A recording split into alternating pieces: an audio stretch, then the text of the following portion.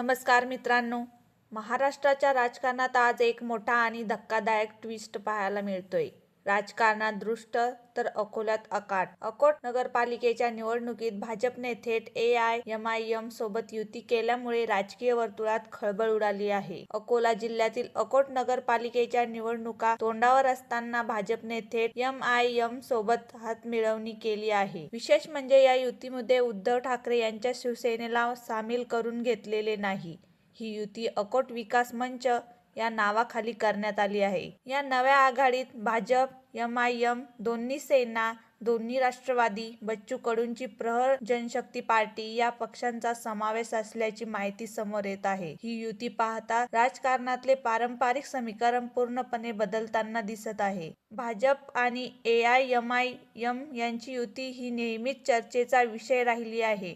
राष्ट्रीय पातळीवर एकमेकांचे कट्टर विरोधक असलेले हे पक्ष स्थानिक राजकारणात मात्र एकत्र येताना दिसत आहे. यामुळे प्रश्न निर्माण होतोय, सत्ता महत्त्वाची की विचारधारा?